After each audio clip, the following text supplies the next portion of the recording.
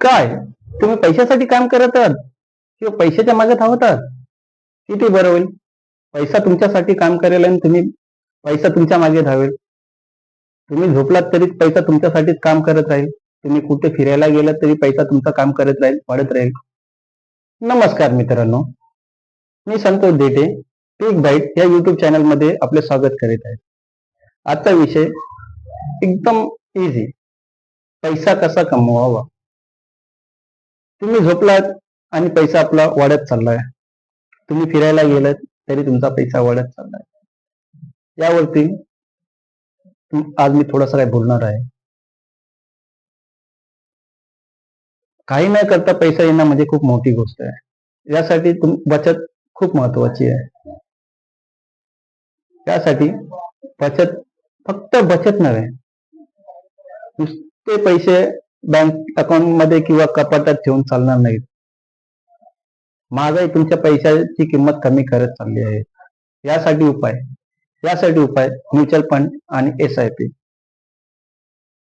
आजच्या आपल्या व्हिडिओमध्ये एकदम सोप्या भाषेत मी तुम्हाला सांगणार आहे की म्युच्युअल फंड म्हणजे नक्की काय आणि SIP म्हणजे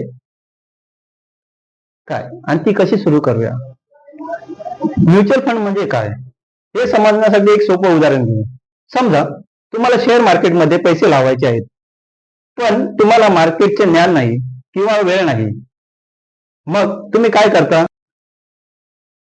तुम्ही आणि तुमच्यासारखे हजारो लोक थोडे थोडे पैसे जमा करतात आणि ते एका तज्ञ व्यक्तीकडे म्हणजे फंड मॅनेजरकडे देतात. हा मॅनेजर आपल्या ज्ञानाचा वापर करून ते सगळे पैसे वेगवेगळ्या चांगल्या कंपन्यांमध्ये गुंतवतो. त्या बदल्यात जो नफा होतो तो फंड मॅनेजर आपली फी कापून बाकीचा नफा तुमच्या गुंतवणुकीच्या प्रमाणात तुम्हाला परत करतो. थोडक्यात काय तर ड्रायव्हर ठेवून गाडी चालवण्यासारखं आहे. SIP म्हणजे काय? आता खूप लोकांचा एक गैरसमज झालाय की SIP म्हणजे एक वेगळी स्कीम आहे. तर तसं नाही मित्रांनो. SIP म्हणजे सिस्टमॅटिक इन्व्हेस्टमेंट प्लॅन. ही गुंतवणूक करण्याची एक पद्धत आहे. जसं आपण बँकेत RD करतो, दर महिन्याला एक ठराविक रक्कम बाजूला काढतो, तसंच म्युच्युअल फंड मध्ये दर महिन्याला 500 किंवा 1000 रुपये गुंतवण्याच्या पद्धतीला SIP असे म्हणतात. योग्य SIP कशी निवडावी? सर्वात महत्वाचा प्रश्न. हजारो फंडातून योग्य फंड कसा निवडायचा? त्यासाठी 5 गोष्टी तपासा. एक, तुमचे ध्येय म्हणजेच तुमचा गोल. तुम्हाला पैसे कशासाठी हवेत? 5 वर्षानंतर घर घ्यायचंय की सेवानिवृत्तीसाठी?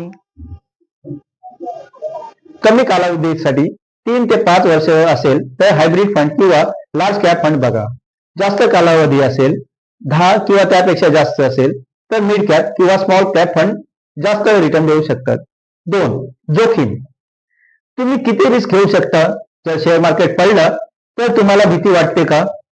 कमी रिस्क हवी असेल तर इंडेक्स फंड निवडा. जास्त रिस्क घेऊन जास्त रिटर्न हवा असेल तर ऍक्टिव्ह फंडची निवड करा. 3, फंडचा इतिहास. गेल्या 1 वर्षाचा रिटर्न पाहू नका, गुंतवणूक करू नका. त्या फंडचा गेल्या 5 ते 10 वर्षाचा चांगला परफॉर्मन्स दिला आहे का हे तपासा.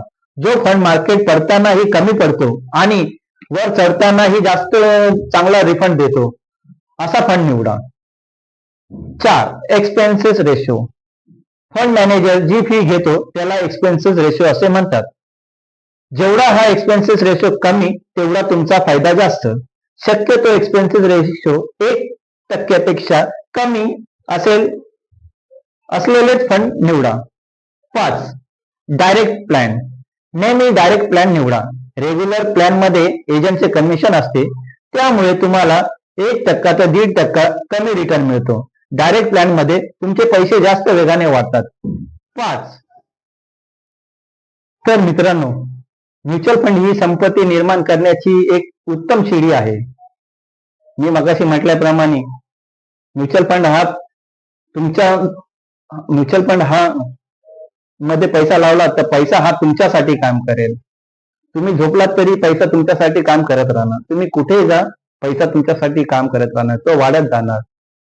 पैशाचे मुलं बाळही तुमच्यासाठीच काम करणार. म्हणजेच तुम्ही एखादी इन्व्हेस्टमेंट टाकली, त्याचं व्याजाचं व्याज ते तुम्हाला कमवून देणार, त्यावरती लागणारे व्याज हे कमवून देणार.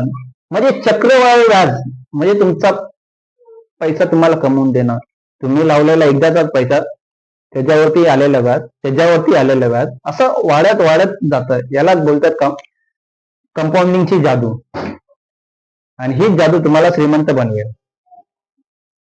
तुम्हाला काही शंका आली असल्यास खाली कमेंट मध्ये नक्की विचारा. व्हिडिओ आवडला असेल तर नक्की लाईक आणि शेअर करा आणि चॅनलला सबस्क्राईब करायला विसरू नका. भेटूया पुढच्या व्हिडिओ मध्ये. तोपर्यंत गुंतवणूक करत राहा आणि पैसा कमवत राहा. जय महाराष्ट्र.